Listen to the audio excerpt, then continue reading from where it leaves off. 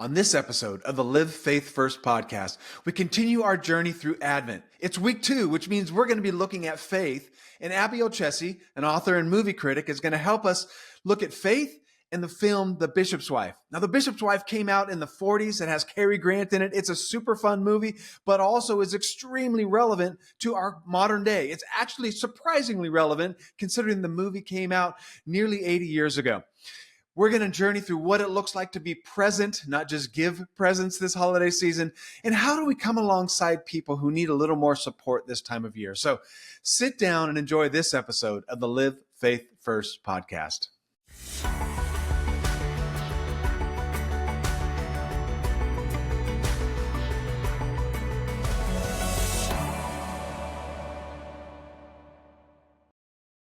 Have you chosen the perfect gift yet? Is your house full of the most amazing Christmas decorations? Or, hey, about this, did you get your annual Christmas card out? Yeah, me neither. Those are all still on the to-do list, but the clock is ticking. Christmas Day is coming. Now, today for our Advent series, we're going to talk about faith. All of our Christmas Day preparations are important. But there are other items that are maybe even more important than having the perfect decoration and the perfect gift. Relationships, practicing grace, patience, humility with a family and others. But living this way takes faith. Now, we have Abby Olcese back with us today to talk about faith for our second week of this Advent series. So, Abby, are you ready to start talking about faith here today? I sure am. Let's do it. All right. So, let's just define terms. Would you tell us? Last week we talked about hope. This week we're talking about faith. Tell us a little bit. How would you describe faith? What does that look like? Yeah. So we mentioned in our last episode that Advent in many churches kind of begins not with Mary being told by the angel Gabriel that she is with child, but with the prophecies in the book of Isaiah that predate that by a good number of years. When Israel is kind of in a difficult position and a savior is promised, but that savior isn't going to come for several generations. So the week that kind of observes faith often does begin with Mary learning that she is pregnant and kind of praising God for being chosen, accepting the job that she's been given, basically, and having faith. That's where you can do your little Rick Dalton point. There it is. That this is going to turn out well, that she has been highly favored, and that this is what God wants, and therefore everything is going to work out the way that it needs to. Yeah, awesome. And that leads us really nicely into this movie, The Bishop's Wife. And I might say this for every episode. This may not be I love this movie. This was great. I had never seen it. Such a fun movie. Now, this is from the 40s, right? Is that when this movie came out? Yeah, 1947 is when it came out. And I'm always really surprised by how modern the messaging is in it. I was the first time that I saw it, and every time I come back to it, it's especially when you get to the final sermon that David Niven's character gives, you just kind of raise your eyebrows and go, "Whoa!" Like I was not expecting that. Yeah, there was nothing out of step with our current cultural moment. I mean, totally. Maybe slightly in some of the ways that, we picture Christmas or what an old town looks like and some of the modern conveniences, but from a messaging perspective and even the humor in it, I mean, like all of it, there was some cringeworthy stuff, not like the acting was bad, but you're like, dude, I can't believe this is happening right now. Right. And so would you tell us about The Bishop's Wife? Tell us, going to get the 50,000 foot view of that movie. For sure. So The Bishop's Wife is about, well, not just a bishop's wife, but also like the bishop himself and his entire family. So David Niven is a Episcopal bishop in a big city. His name is Henry Brome, and he has a wife, Julia, and a daughter, and he's recently been given the job and came from kind of a plucky, impoverished parish to this position of relative power in the community. And he's kind of struggling with it. He has ideas of what he would like to do. And one of those ideas is to build this great big cathedral that would serve as kind of this I think he calls it a glorious edifice that would be in service of God, and in service of the community in theory. And particularly he's having difficulty with this one older parishioner, an older rich woman who has very specific ideas about how she wants her donation to the church to be expressed in its building. And so in the middle of all of this, he is visited by an angel named Dudley, who's played by Cary Grant. And Dudley has been sent to kind of get Henry back on the right track. Henry's a good man, but he's kind of lost sight of what's important. And what's important is both the community around him, the community that he has been serving and has kind of lost sight of, and his relationship with his wife, who's played by Loretta Young, who's kind of a very sweet and thoughtful woman, and is feeling kind of neglected. And so Dudley shows up and initially kind of serves as sort of a hindrance to Henry in Henry's eyes. Henry kind of is perpetually, he's aware of Dudley's presence and the fact that Dudley is an angel, but feels like Dudley is getting in the way more than he's actually being useful. And that's because he doesn't understand why Dudley is actually there. So in the meantime, Dudley kind of helps Henry figure out what really matters. He works on Henry's behalf with the prickly parishioner to kind of figure out what her actual motivations are. And importantly, he also helps Henry's wife to feel kind of loved and appreciated, and also shows Henry what he is missing out by not being part of their lives. So all of that is it's a very sweet and lighthearted movie. It was also kind of famously remade as The Preacher's Wife in the 90s by Penny Marshall, and that one starred Whitney Houston and Denzel Washington and Courtney B. Vance, and that's also a great movie.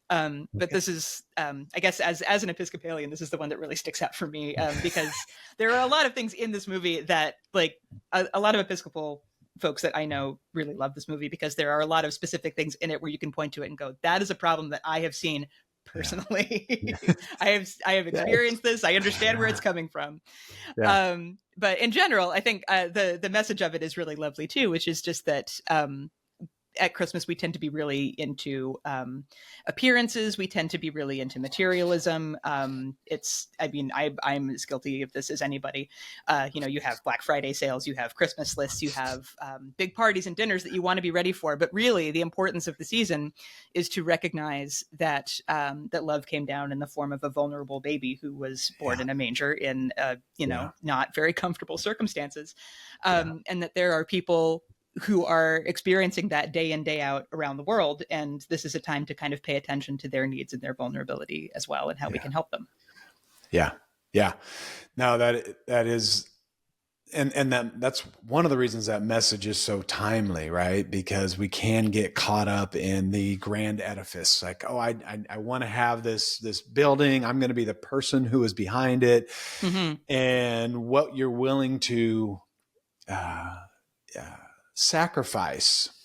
In other words, for the bishop, he had to sacrifice his desire for what that building would be and what it would look like in order to get the money, knowing that what he wanted was the best, but without this person and her desire to have her husband's memorial chapel right up front. Yes, like that wasn't, they weren't going to get the money if that didn't happen. And And the thing that I love about that's the thing I love about that scene is that Dudley sticks Henry to his chair in that meeting with the parishioner. And in theory, it's because he wants Henry to be there until it's resolved in a good way, until he gets the woman to back down on her demands. But Henry, again, cannot see the point, and eventually just decides to do it his own way, which is, not the way it's supposed to go. And that requires a different follow-up, direct conversation between Dudley and the woman to actually figure it out. And the result is something completely different than what we would have expected. Yeah, absolutely. And just so we're clear, Dudley was not walking around with wings on. He looked like an ordinary human, but he did have angel powers to make other things happen with his mind. So, and it was funny just looking at some of the special effects, we'll call them, from the movie. Yes. It's definitely 40s. It reminds me of Dr. Dolittle and some of those, old campy Disney movies that I got to watch. But I digress. Let's move to the Bible here. You chose Matthew 17, and I love that you chose that passage. I would never have picked that for this one, which was the Transfiguration. So Jesus takes Peter and John and James up to the Mm-hmm. mountain. Jesus goes up, transfigured, hanging out with Elijah and Moses. I think it was the two characters there. And then when that's Yeah. all over, Peter, in his amazing brashness, is like, the culturally appropriate thing to do here is to build buildings. We want to build Right. a couple of tents, like to recognize, like, this was amazing. We just saw Moses and Elijah and Jesus. They were all together. And God, and the way you wrote it, I read it differently this time. It was kind of God grumpily, like, hey, this is my son. Do what he says, Yeah. Yeah. No, he may not have been that way, but that's how I read it when you wrote it. I'm like, oh, that's funny. God might have been like, bro, no tents here, no buildings. It's not what we're doing here. We have a different agenda. So Peter chose the culturally appropriate thing when God had a whole different plan. Why did you choose Matthew 17? Why did you choose that story there? I know it's technically not even part of like the nativity story or lead up, but it's a story that I've always found really interesting.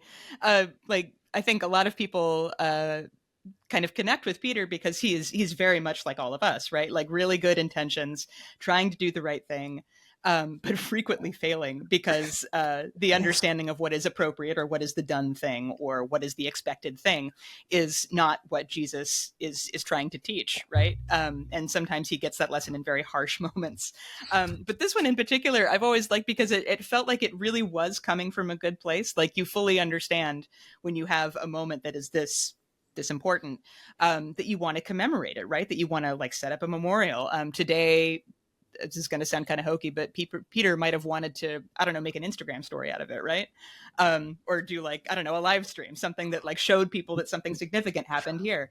And that's, we fully understand where that desire comes from, right? And in the movie, I think Henry kind of has that desire too, in that like he wants to make something beautiful, not necessarily because it's his own legacy, but because he believes that that's what you're supposed to do, which, by the way, is a very Episcopal thing. And it's probably true in other traditions too, but I look at that and go, yeah, no, that tracks. Yeah, right. But I think the important thing in the thing that comes to prevalence in that passage is the importance of presence and the importance of actually listening. So not just turning around and saying an important thing happened here, but thinking about why that's important, what it actually means, letting that sit with you sometimes for a really long time, and not just turning around and turning it into, like a physical thing. Sometimes you don't need a physical thing. Sometimes you just need to be able to kind of sit there and let the thing sit with you and understand it and be able to kind of take that experience and share that. So in this case, it's God saying, listen to my son. This was a sign to show you that he is a person to be listened to on the level of, if not, more important than these important leaders and prophets that have come before. This is a person in that lineage. Therefore, his word is without doubt. You can't question it because it's coming from me. And that's the takeaway, right? Not necessarily setting up an altar. Right. No, I think that's so important that we see in the film, that we see with Peter. Their hearts were in the right place. Yeah. Right. You look at the bishop, and like you said, he wasn't building the building in order to like, oh, this is going to be my grand, legacy. It was hey, this is going to be something for God. It's going to be a good, amazing place, a place of worship, a place where people can gather. Peter, and also in that story, I think he's kind of dumbfounded at first, like he doesn't know what to do. And so the first thing that comes to mind is this, but again, from a good spot. Now, when I look to Christmas, like day and leading up to it, I think what I kind of want to connect this to is just that we have so many traditions that are great. The gift giving, the meals, the gatherings, and all of those pieces. And yet sometimes in the midst of carrying out our traditions, we lose sight of what's happening in front of us, right? We lose sight of the relationships that we could build or restore. We've lost a lot of relationships in the last 8 years around election cycles. The ability to bring people together and to see like, oh, there's restoration happening. Let's not interrupt this because it's time for me to, sing Christmas carols now or whatever your thing might be, right? Right. Just to be present in the moment and realize that like God might be doing something beyond my typical Christmas tradition here that I just want to be Yeah. attuned to. Yeah. And I don't know, maybe instead of building a glorious edifice to the glory of God, you can redirect your significant amount of money into not a physical thing, but like a fund that helps the poor in your community, something that is Yes. like kind of actively life giving and almost like a renewable resource, which I think you kind of get at the end in Henry's sermon, which is written by Dudley and then given to Henry without him realizing that that's what Dudley has done, in Yes. a fashion that's kind of typical for the movie, where Henry kind of starts by saying that, at Christmas, we want to give each other the perfect gift. But these things are temporary, and the joy of getting that perfect gift kind of lasts only for a moment. Yeah. But the gifts of grace and companionship, and as Henry says, all the shining gifts that make heaven on earth, is being present in those relationships and looking for acts of service that can kind of continue to help people to live their lives in sustainable, happy, and healthy ways, and to kind Yeah. of give to the overall growth of a community, whether or not you are recognized for it. Yeah. So I think all of that stuff kind of comes together in a really interesting way that I think is very consistent with the Gospels, and um, also in a package that is kind of charming and very mainstream appealing, whether or not you are a person who goes to church, which is one of the things that consistently surprises and kind of shocks me about this movie, is that like anybody can watch it and get that out of it, and then that ending just kind of comes Yes. along and wallops you like, oh, I've Yes. been doing this Yes. wrong. Right. Yes. I actually wrote like a couple of lines down, and you did a great job paraphrasing, but I'm going to read it. It says, loving kindness, warm hearts, and the stretched out hand of tolerance, all the shining gifts that make peace on earth.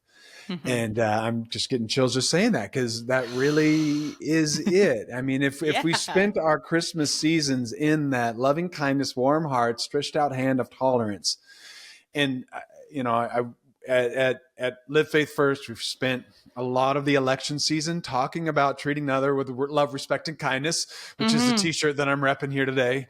Um, but it's that idea that no matter where we sit on the political spectrum, no matter what our sexual behaviors are, no matter what our denominational backgrounds are, no matter what, like, we need to stretch out a hand of tolerance, warm hearts, Mhm. loving kindness across what might feel like a massive divide. And maybe it's somebody in your own family that you decided to break relationship because they voted for that person or because they decided to do that thing. And at some point, we need to say, I need to come with a Christ-like love and treat these people that I've had a broken relationship with. But you know what? It's time for that to get restored, to get healed. And Mhm.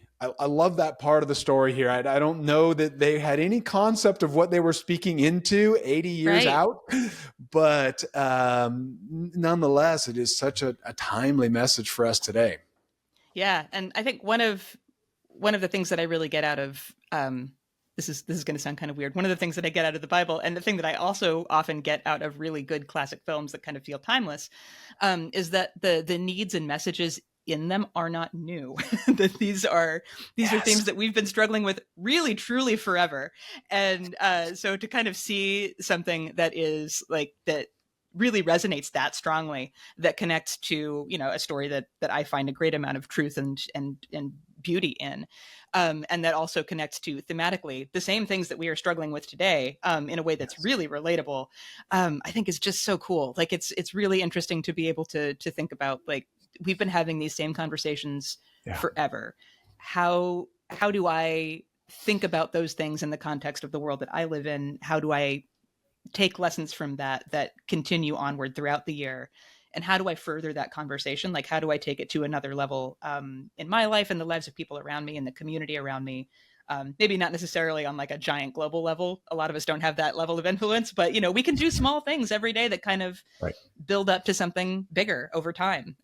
So I feel like this is the Bishop's Wife is a good kind of example of how those things are possible, how small everyday things are possible and important, and over time maybe more important than the big grand gestures that we are often kind of associating with this time of year and Yeah. with large portions of our life, honestly. Yeah. Yeah, no, it's absolutely true. I love that. And when Dudley connected with other people in the community, whether it was the professor, the taxi driver, he brought joy into those people's lives. And in the case of the professor, he brought healing and restoration and relationship that had gotten broken.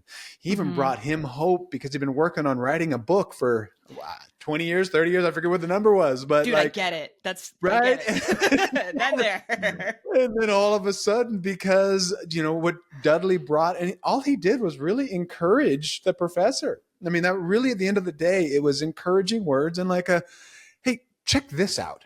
Mm-hmm. And that set the professor off on a path that led to him really accomplishing a life goal. And I think that's a really fun thing about Christmas. It is Mm-hmm. that season where we can get caught up in the busyness and we can get caught up in the parties and all of the trappings around it. But it is also that season where we sit back and reflect. And I want to Mm-hmm. encourage people today, as you sit back and reflect, are there broken relationships? Are there things that maybe you've done or somebody else has done to you? Or maybe it's just the loss of a loved one and you just need to kind of process through that in this season. It's a massive part of this season. But how do we do it with faith, with compassion for others, with compassion for ourselves, with that loving kindness, mercy, tolerance, kind of all of those things? And so I feel like December ends up being that nice break. Yes, there's a lot of busyness and craziness and all kinds of other trappings, but also, if we choose to, it can be a season where we reassess and we rebuild, and like you say, we can like power that into the new year, right? We can Mm-hmm. use that as kind of a launching pad for. I think I need to do it a little bit differently as we move into this new year. Yeah. I think that's a great thing to aspire to. And I love the idea of repaired relationships or renewed relationships as kind of a gift all in their own. And one that kind of takes us through one particular time of year to just the way that we live our lives in general. Yeah, yeah. We don't have to dread that person showing up to the holiday party. Mm-hmm. Mm-hmm. Mm-hmm. we can choose to, like, you know what, I'm gonna do this small thing that we can do to restore, or whatever it is. And you know anyway, there's a lot of pieces to that, because it, I don't know what it is about this time of year. I know for me anyway, it ends up being a time of reflection. Mm-hmm. And especially that for me, that week between Christmas and New Year's, there's this that's that's the weirdest week of the year to me. That Oh, that absolutely. Yeah, there's nothing going on. It's like I honestly that it kind of becomes a time of reflection for me too, in that like I end up doing a lot of projects around the house. And like trying to think about, here's what I want my home and my life like immediately around me to look like for like the next year. But maybe taking that same sense of productivity into, I don't know, the relationships around you and how you reach out to people, and yeah. maybe, I don't know, even making some dreaded New Year's resolutions of how you're going to interact with others, and how you want to kind of interact with the world, how you want to present and open yourself to the world, and how you can do that, which we're in a pretty unique position to do with, Yes. for a good while now. But yeah, for, starting with what's right in front of us. Yeah, absolutely. And for all of you who don't make the phone call, typically, like, you're not the one who always reaches out, or you're waiting for that person to reach out to you Mm-hmm. because they did something to you, be the initiator. Just make the call. Like, and maybe it's somebody you haven't talked to for years, and maybe things weren't broken. Maybe that's not the brokenness, but it's like oh man, I used to, spend Christmas with this person, or I used to hang out with that person. And even just that check-in to see how somebody's Mm-hmm. doing this time of year. Especially also too, if somebody lost a loved one this year, like, this is another place where, don't be afraid of that phone call. It's Mm-hmm. okay. It's okay to check in, and you don't have to have magical words. Nobody is expecting you to have magical words to make another person's pain go away. What they really would like is just to know that they're being thought of, prayed for, that they're Yeah. have somebody in their life who's there, that's just present. Yeah. And that's a hard lesson for me to learn, because I do like to talk. But sometimes just calling and saying, hey man, how you doing? Hey, it's been a while since we chatted. How you navigating the season? And then Mm-hmm. just close your mouth. No advice necessary, right? So, Yeah. um, all right, Abby, do you want to add anything here? I'm thinking we'll close down this episode on faith, but did you want to throw anything else in there? I think that's a good place to bring it to. I think I would just add to that. Just I don't know. I have a lot of friends and people in my life who I know are feeling vulnerable going into the next year or so, and this is a great time to, as you said, to make that call, to open your home to them, to let them know that you are, that you're a friend, that you're a safe person, that you love them and care for them and want good for them, because that message I think matters now more than ever. So yeah, Yeah. that's Yeah. I agree. Make that call. Open your home. Open your heart. I love that. I love that. There's a lot of fear sitting in our world right now. Mm-hmm. And the truth is we can help others overcome fear by just letting them know that there's somebody with them on this journey. Exactly. That no matter what happens, no matter how things go, good, bad, or ugly, you're not alone. Yeah. And that's, again, the importance of relationship. I love that. That Yeah. is, even though I just talked, that's a great way to end it. So let's do that. All right, All right. Abby, I love this conversation. All right. Next week, we're going to talk about joy. All right. So make sure to come back for week 3 of Advent. And very apropos, everybody out there today, let's go live faith first.